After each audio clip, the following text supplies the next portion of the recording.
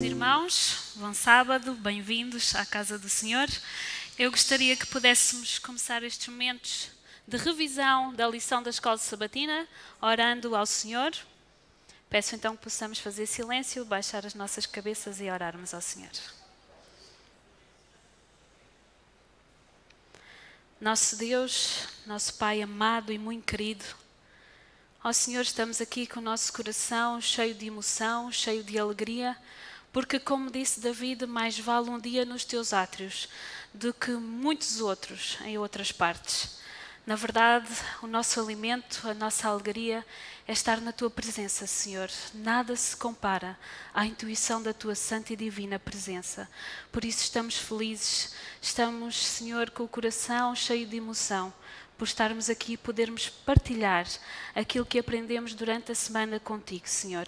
Enche-nos, pois, do teu Santo Espírito, porque nós sabemos, como diz a tua palavra, que as coisas espirituais só se discernem espiritualmente. Só com a unção do teu Santo Espírito poderemos perceber, entender claramente, ter uma percepção clara e eficaz das coisas espirituais. Por isso, Senhor, temos bem noção daquilo que disse Jesus: sem mim nada podeis fazer. Por isso, ó Deus, aqui estamos humildemente, com o nosso coração contrito, te suplicando em nome de Jesus a unção do teu Santo Espírito para esta hora, e que quando ela acabar nós possamos estar mais fortes e sair deste momento ainda mais unidos a ti, pelos méritos de Cristo Jesus. Amém, Senhor. Amém. Vou pedir aos irmãos então, para começarmos a recapitulação da lição, que possamos abrir as nossas Bíblias em Atos, no capítulo 15, também porque temos aqui connosco os nossos adolescentes, que hoje não me tiveram lá em baixo, a passar-lhes a lição, portanto, para que eles também não fiquem fora do contexto da nossa lição, vamos fazer a leitura de Atos, no capítulo 15, e depois, a seguir a esta leitura, vou fazer-vos logo uma pergunta, está bem? Vocês têm aqui o microfone, quem quiser falar pode colocar a mão no ar para responder à pergunta que eu vou fazer. Obrigada, está bem? Muito obrigada. Vamos então fazer a leitura de Atos, capítulo 15, versos 1 a 12. Atos, capítulo 15, versos 1 a 12. E diz assim a palavra do Senhor: Então, alguns que tinham descido da Judeia ensinavam assim os irmãos: se vos não circuncidardes, conforme o uso de Moisés, não podeis salvar-vos. Tendo tido Paulo e Barnabé não pequena discussão e contenda contra eles, resolveu-se que Paulo e Barnabé, e alguns de entre deles, subissem a Jerusalém aos apóstolos e aos anciãos sobre aquela questão. E eles, sendo acompanhados pela igreja, passavam pela Fenícia e por Samaria, contando a conversão dos gentios, e davam grande alegria a todos os irmãos. E, quando chegaram a Jerusalém, foram recebidos pela igreja e pelos apóstolos e anciãos, e lhes anunciaram quão grandes coisas Deus tinha feito com eles. Alguns, porém, da seita dos fariseus que tinham crido, se levantaram, dizendo que era necessário circuncidá-los e mandar-lhes que guardassem a lei de Moisés. Congregaram-se, pois, os apóstolos e os anciãos para considerar este assunto.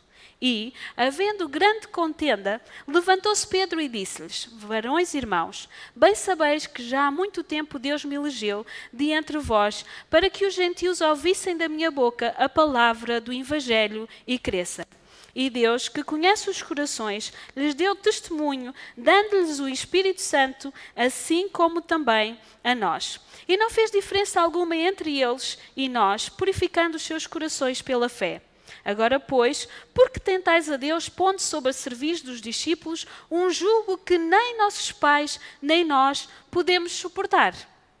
Mas queremos que seremos salvos pela graça do Senhor Jesus Cristo, como eles também. Então, toda a multidão se calou e escutava a Barnabé e a Paulo, que contavam quão grandes sinais e prodígios Deus havia feito por meio deles entre os gentios. Estamos contextualizados, começámos a ler este capítulo, a lição é sobre este capítulo, e a primeira pergunta que eu vos gostaria de fazer era: segundo aquilo que nós acabámos de ler, qual era o problema que a igreja enfrentava nesta altura? É fácil, é só olharem para os textos. Qual era o problema que a igreja estava a enfrentar nesta altura? Alguém quer dizer? É só olharem para lá. O que é que diz lá? Logo no primeiro texto tem a resposta. O que é que estava a acontecer? Sim, temos ali um dedo no ar, sim.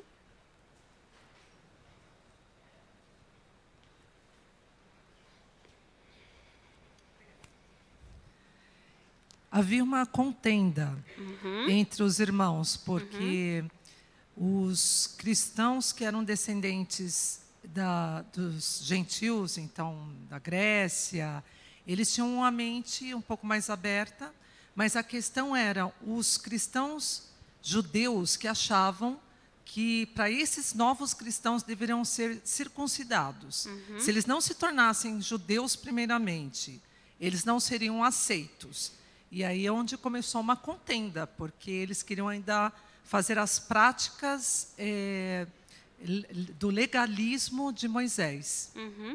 Ora, muito bem, temos então aqui um episódio onde vemos que a igreja está com um problema. Está com uma contenda, houve uma contenda entre algumas pessoas. O que é que tinha acontecido? Como vocês sabem, muitos se converteram, milhares de almas aceitaram a palavra de Deus e entre essas almas que aceitaram Jesus como o Messias e aquilo que Jesus ensinava, estavam também os fariseus. E nós lemos aqui, por exemplo, no verso 5, alguns, porém, da seita dos fariseus que tinham crido, levantaram-se e disseram que era necessário que aqueles que agora, os gentios que estavam a aceitar, portanto, a mensagem do Messias, se circuncidassem, como a irmã acabou de dizer.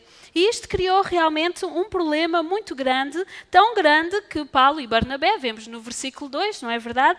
Tiveram uma grande discussão contra estas pessoas que se levantavam e defendiam, vamos lhe chamar assim, esta tese de que os novos crentes deviam todos ser circuncidados, certo? Estamos então dentro deste contexto aqui. E reparem, portanto, a outra pergunta que eu vos gostaria de fazer era a seguinte: por que razão é que esta, como diz aqui o nosso versículo 5, esta seita dos fariseus, por que razão é que eles se levantaram? Porque é que eles defendiam que, portanto, eles deviam ser circuncidados? Era assim alguma coisa estranha serem circuncidados? Porque é que eles defendiam isto?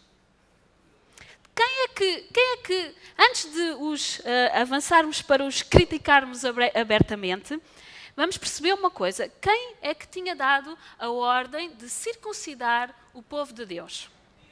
Deus. Muito bem. Deus tinha dado ordem para que todo o macho, não é verdade, primogênito, pudesse ser circuncidado, certo? Ou todo macho. Muito bem, Deus tinha dado ordem. Então, por que é que houve esta confusão? Temos que perceber isto claramente, senão ficamos aqui meio perdidos. Temos ali uma mão, vamos pôr o microfone, que é para aqueles que estão lá em casa poderem também nos ouvir.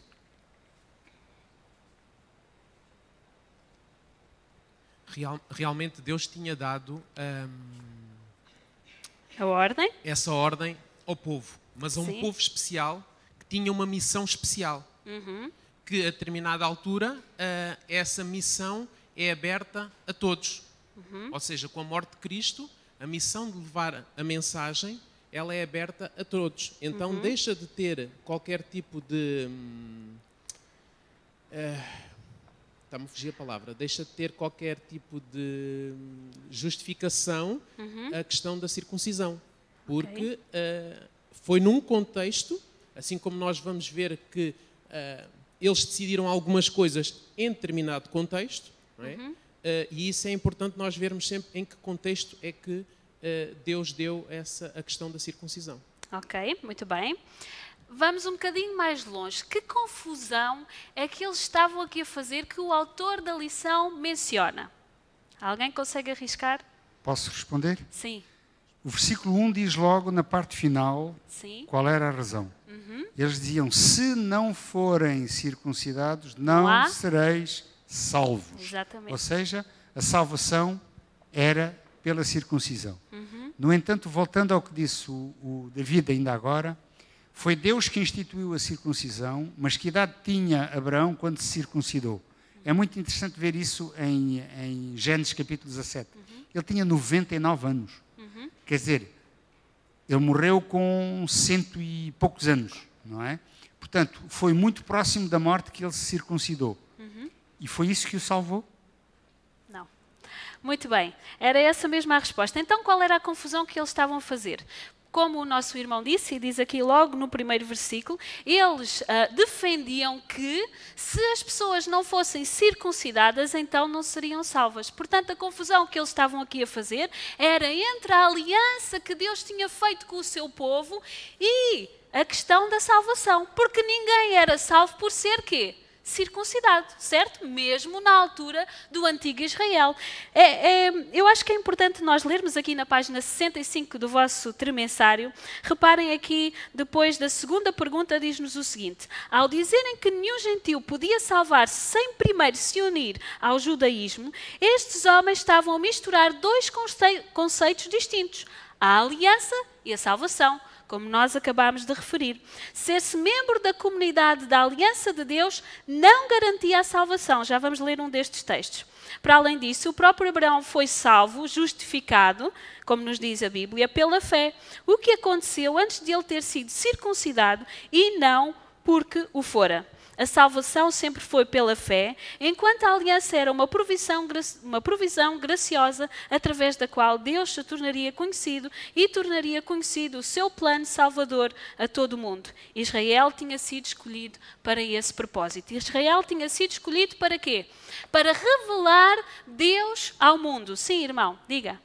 É muito fácil, realmente, nós, assim, à distância, analisarmos todos estes problemas do povo judeu. Claro. Nós estamos a passar por eles. Exatamente. São realmente acessórios que nós, de certa forma, podemos aceitar, ou se não aceitar assim muito bem, fazem-nos cócegas porque não foi connosco.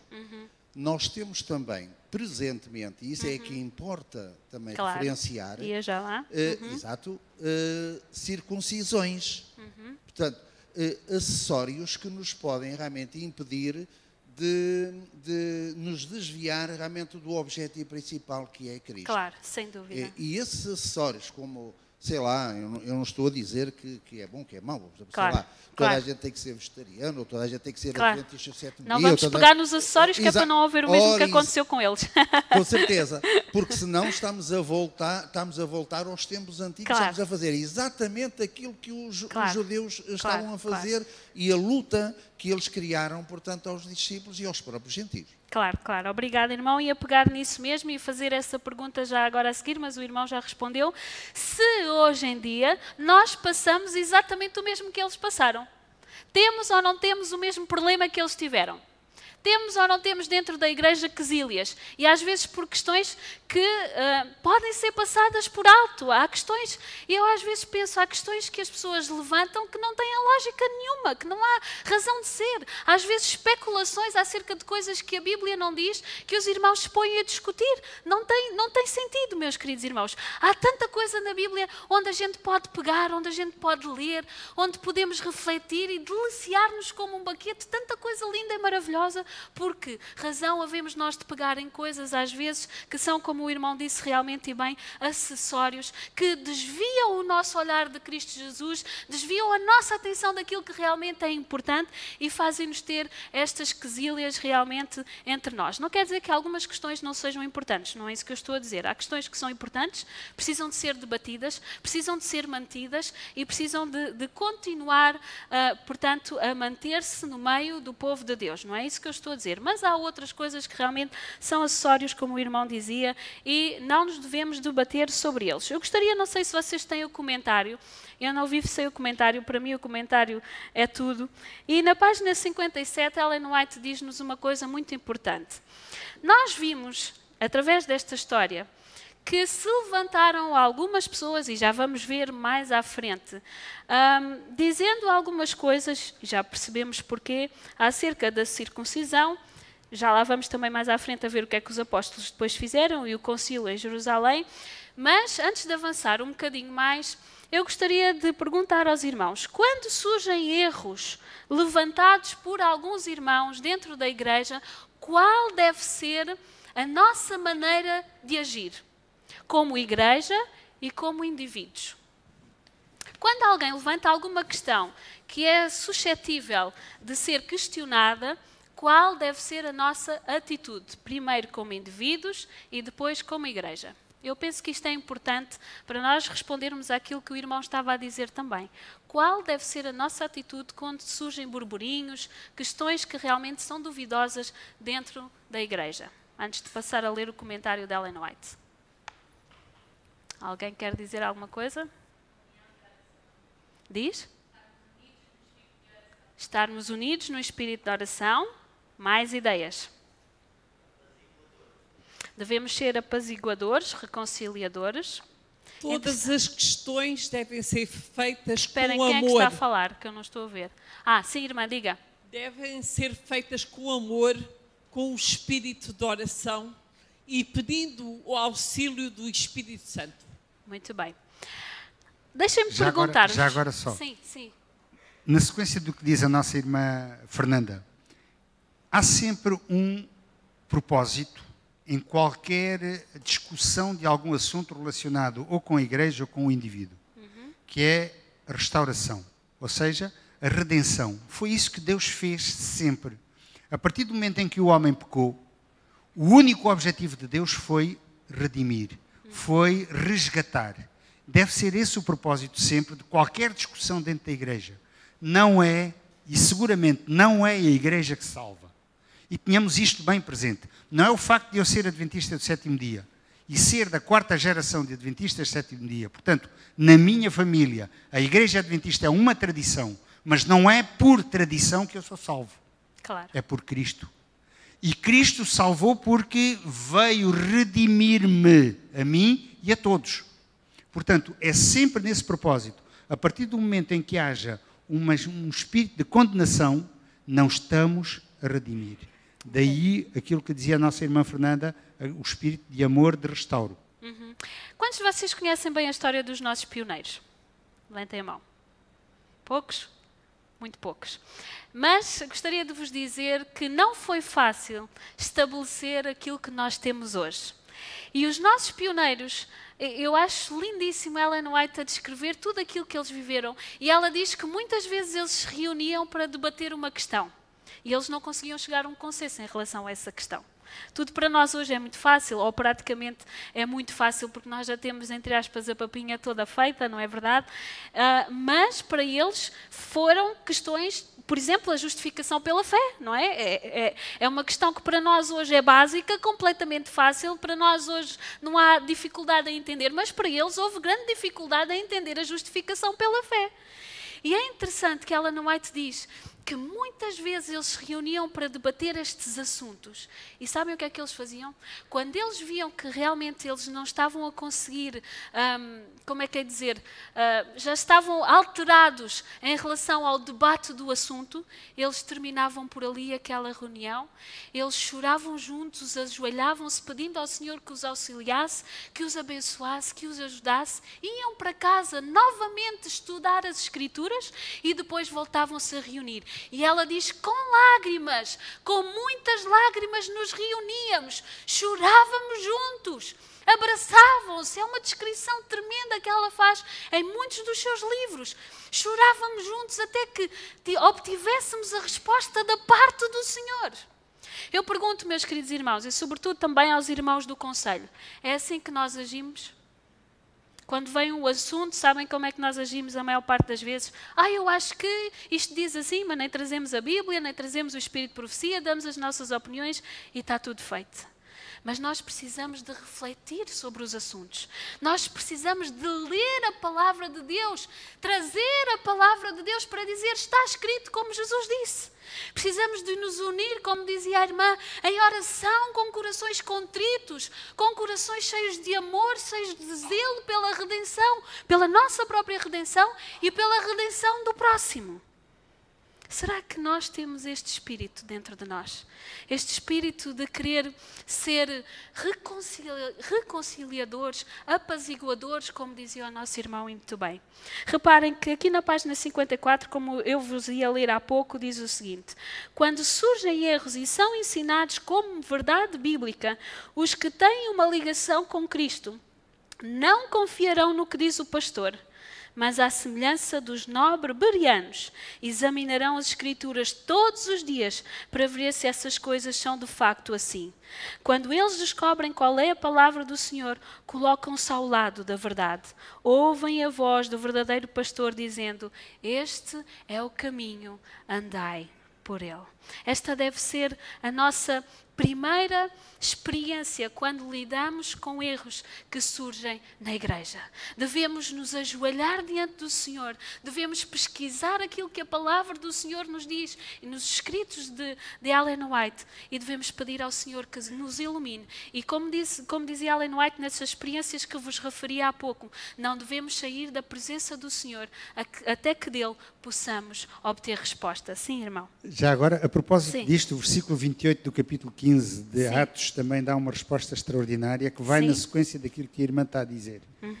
Onde eles dizem: pareceu bem ao Espírito Santo e a nós. Ou seja, vemos a prioridade. Cristo primeiro, Deus primeiro, o Espírito Santo continua ainda conosco, portanto, por que não fazer uso da Claro. sua sabedoria? Claro. É uma passagem muito extraordinária, já lá vamos também. Gostaria de ler para vós ainda também aqui na página 55 o que Ellen White diz a respeito, portanto, deste ponto em questão. Diz assim: os judeus tinham-se orgulhado sempre do seu cerimonial de instituição divina. E tinham razão para isso, não é? Não vamos condená-los completamente, como dizia aqui o nosso irmão, e muito bem, era um símbolo que Deus, era uma aliança que Deus tinha feito com o seu povo, era algo que era importante para o povo. Não vamos dizer que não era, porque era algo que era muito importante para o povo de Deus. Eles tinham sido escolhidos como o povo de Deus para anunciarem esse mesmo Deus, portanto, às outras nações. E agora reparem, mas eles concluíram que, uma vez que Deus tinha especificado claramente a forma hebraica de adoração, era impossível, e reparem, ela diz muito bem, eles concluíram que,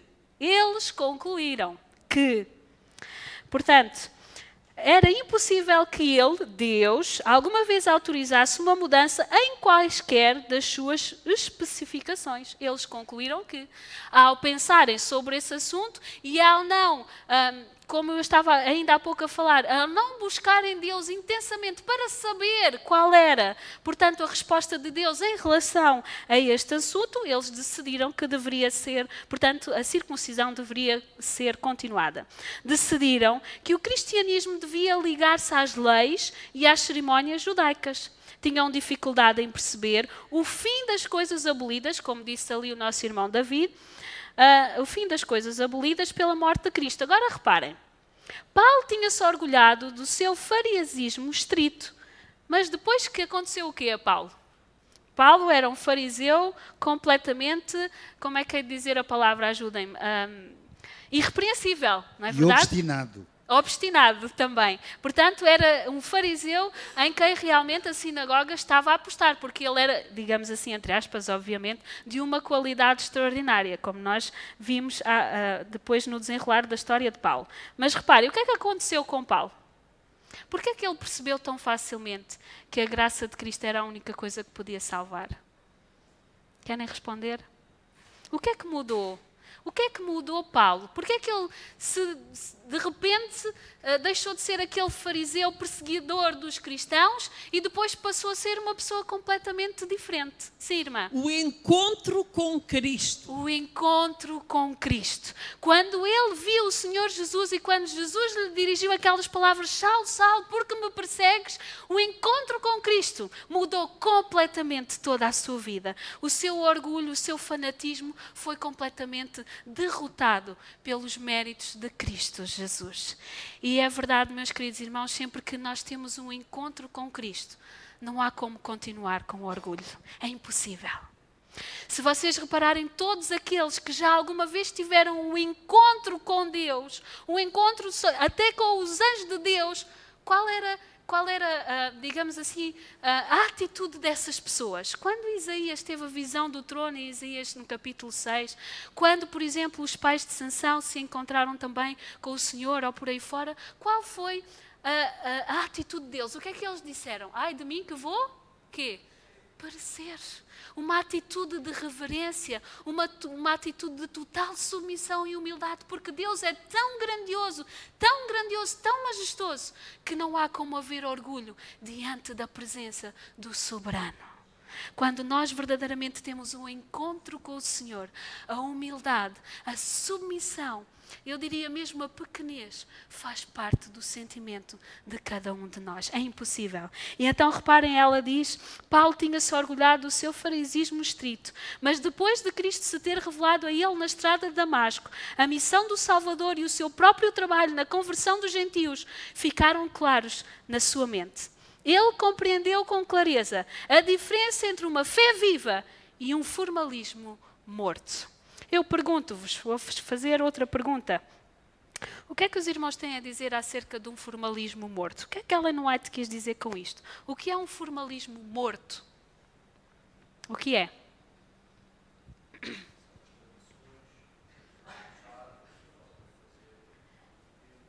Sim, vamos só esperar o microfone. Podes dar, para o irmão repetir, por favor. São as tradições que nós vamos cultivando.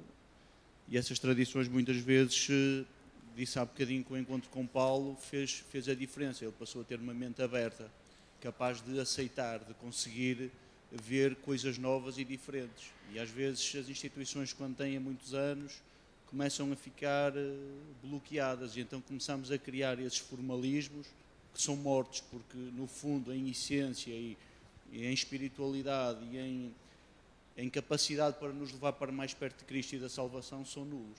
Pelo contrário, muitas vezes até nos podem afastar dessa salvação. E aí, por isso é que são mortos. Irmão, não leva mal, vou fazer uma pergunta, que não é para tirar aquilo que o irmão disse, mas é para entendermos ainda melhor aquilo que o irmão disse. As tradições são sempre más. Vou dar-vos um exemplo. A Santa Ceia, que é uma tradição, entre aspas, que nós temos dentro da nossa igreja, é uma coisa má? Não. Então onde é que está o problema? Não é a Santa Ceia que salva. É o Cristo da Santa Ceia. Agora, se me aponta para Cristo, é isso, e é esse o propósito, então continua a ser uma boa tradição. Quando é que ela deixa de ser efetiva na minha vida? É aqui que eu quero que cheguem. Quando é que as tradições que são corretas, que são aquilo que Deus ordenou, quando é que elas deixam de ser efetivas na nossa vida? Quando damos mais valor ao ato em si do que ao significado. Mais, quando estamos a fazer algo por fazer, quando não experimentamos realmente, por exemplo, vamos pegar na Santa Ceia. Para que é que serve a Santa Ceia? Porquê é que Jesus instituiu a Santa Ceia? Rapidamente, só para percebermos aquilo que eu quero dizer. Para nos aproximarmos uns dos outros e de Deus, sim, mais. Por isso o que é que significa? Por exemplo, é chamada comunhão. Sim, exatamente. O que é que significa o lava-pés, por exemplo? Um ato de humildade, mais? Alguém disse? Quebrar barreiras, o arrependimento e mais. Memorial. Um memorial e mais. Quando nós estamos a permitir que um irmão nos lave os pés, o que é que está a acontecer naquele momento? O que é que Deus diz que nos faz? Está a quê? O que é que ele disse a Pedro? Que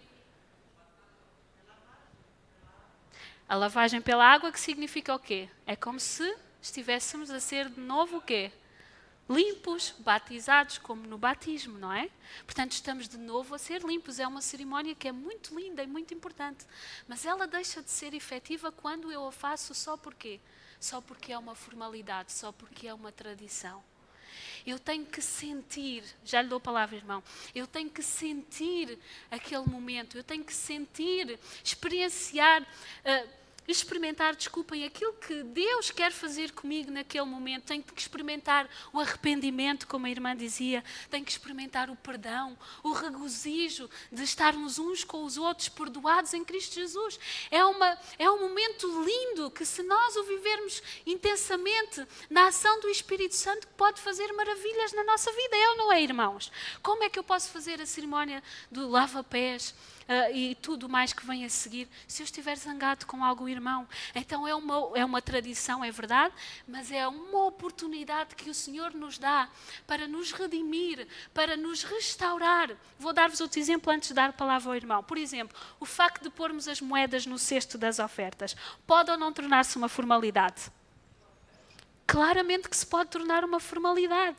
Mas quando eu ponho aquelas moedinhas no saco da oferta e eu meto lá a minha mão e digo: Senhor, agradeço do fundo do meu coração por poder-te dar esta oferta, que em casa combinei contigo, que trouxe para te adorar, para te louvar, como demonstração da minha gratidão por tudo aquilo que tens feito. Quando eu coloco o meu dízimo naquele saco, meus irmãos, que regozijo, que alegria poder devolver ao Senhor aquilo que me deu, que Ele me dá, que gratidão poder ter um trabalho. E assim por diante, tudo, do mais pequeno ao maior que fazemos na igreja, se pode tornar uma formalidade. Irmão, vou-lhe dar a palavra para depois ler aqui uns textos. Estamos quase a terminar. Sim. É um minutinho só. Sim. Levantar uma pequena questão, que isso acontece com todos nós. O dia-a-dia de cada um de nós, quer o trabalho, quer as notícias, quer a azáfama, quer o desinteresse, seja aquilo que for, tira-nos discernimento nas coisas espirituais. E se nós já temos muito pouco tempo reservado para a leitura da Sagrada Escritura, se ainda por cima não dedicamos uns minutos que são cruciais para a nossa vida espiritual, das lições da escola sabatina, nós não comemos absolutamente nada do pão espiritual para as nossas almas em cada dia que passa da nossa vida. O pequeno alerta, ou importante alerta, é que tenhamos tempo para depois nós termos esse discernimento, ter esse conhecimento e tenhamos capacidade para ver realmente as coisas e depois até discutir uns com os outros, ou mesmo com a própria igreja, em determinados assuntos importantes para a vida da igreja. É verdade, irmão. Eu concordo absolutamente com o irmão. Gostaria de vos dizer uma coisa. Nestas férias tive a oportunidade, Deus deu uma oportunidade de tornar um dos meus grandes sonhos em realidade. Há muitos anos que eu pedi ao Senhor que me pudesse levar até Battle Creek. E este ano ele concretizou esse meu sonho. O meu irmão casou-se, ele mora perto de Battle Creek, ele mora em Berrien Springs, mesmo ao lado da Universidade de Andrews. Tive a oportunidade de visitar, portanto, não só a Universidade de Andrews, onde está um púlpito onde Ellen White pregou e várias outras coisas, mas também tive a oportunidade de ir a Battle Creek, à casa de Ellen White, ver algumas coisas que o Dr. Kellogg também fez e foi realmente extraordinário. E sabem uma coisa? Agora lembrei-me disto por causa daquilo que o irmão disse.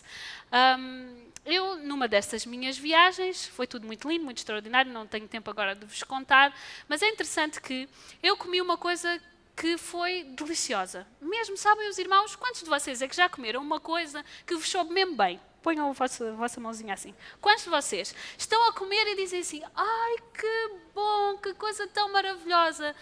Aquilo foi mesmo assim, eu estava a comer aquilo e disse assim: uau, que coisa tão boa, que coisa tão maravilhosa. E esta semana estava a dar comigo mesmo a pensar nas coisas que visitei, Battle Creek, o Dr. Kellogg, que me emocionou imenso. E eu estava a pensar assim: sabem, meus irmãos, nós devíamos ler a palavra de Deus assim. Como eu comi aquela comida e vocês também. Ao ler a palavra de Deus, o nosso coração devia dizer assim: uau, que maravilha, mas que coisa tão deliciosa. Eu nunca li uma coisa assim. Isto é extraordinário. Está-me a saber tão bem ler isto na palavra do Senhor. É isto que acontece com cada um de nós. Eu pergunto, mas agora não é para responder. É isto que acontece quando nós lemos a palavra de Deus. Sabem porque é que muitos dos nossos jovens, e desculpem, vocês estão aqui hoje, mas vocês não têm culpa disso. Sabem porque é que muitos dos nossos jovens não gostam da palavra de Deus? Sabem porque é que cada vez mais adultos não leem a palavra de Deus? Por causa daquilo que o meu irmão disse. Nós passamos horas e horas e horas da nossa vida com as coisas deste mundo. E o tempo que nós passamos com as coisas de Deus é muito pouco. E para se gostar das coisas de Deus, é preciso vivê-las, é preciso ler, é preciso sentir, é preciso experimentar, é preciso viver com Deus realmente dia após dia. Sentir Deus na nossa vida de uma forma extraordinária, permitir que o Espírito Santo atue em nós de uma forma extraordinária, como Ele atuou entre os discípulos, entre estes apóstolos. A propósito, como é que acabou esta história? Como é que acabou a nossa história? Como é que se resolveu o conflito, para terminarmos? Temos 2 minutos apenas. gostaria de terminarmos assim. Como é que se resolveu este conflito? Então eles tiveram este problema da circuncisão, esta seita, como nos diz aqui em Atos capítulo 15, verso 5, esta seita dos fariseus levantou-se dizendo que era preciso a circuncisão. E como é que os irmãos resolveram a questão? Enviaram Paulo e Barnabé, mais alguns apóstolos e discípulos, para onde? Para Jerusalém. E o que é que eles fizeram lá? Aquilo que eu disse há bocado que Ellen White e os seus contemporâneos faziam. O que é que eles faziam? Reuniram-se em espírito de oração e de pesquisa da palavra de Deus para chegarem a um consenso. Eles chegaram a algum consenso em relação a esta história que estamos a falar? Chegaram. Qual foi o consenso? O que é que nos diz Atos capítulo 15? Qual foi o consenso? Para não terminarmos sem percebermos o que é que ficou a história. Qual foi o consenso? Acabou tudo em bem, sim senhor. E o que é que foi esse bem? Atos capítulo 15, o que é que nos diz? Tiago teve Deus, através do Espírito Santo, deu uma ideia a Tiago, não foi? O que é que diz? Rapidamente, verso 20. Mas escrever-lhes que se abstenham das contaminações dos ídolos, da prostituição, do que é sufocado e do sangue. No verso 28... diz, na verdade, pareceu bem ao Espírito Santo e a nós, o texto que há bocado o irmão falava, não vos impor mais encargo algum, senão estas coisas necessárias, que vos abstenhais das coisas sacrificadas aos ídolos, do sangue, da carne sufocada, da prostituição, das quais coisas bem fazeis, se vos guardardes, bem vá. Então, meus queridos irmãos, unidos pela oração, no estudo da palavra, em oração, e espírito de apaziguar, como dizia o nosso irmão, de reconciliação e de procurar a verdade bíblica, estes irmãos chegaram a uma conclusão e ela foi dada a todas as igrejas e foi espalhada por todo o lugar. E o conselho foi: vivam uma vida santa. E assim eu quero terminar também com estas palavras para cada um de nós. Procuremos o Senhor com um coração contrito, com um coração que verdadeiramente busca fazer a vontade do Senhor, e vivamos no poder do Espírito Santo, pelos méritos de Cristo Jesus, uma vida santa. Amém.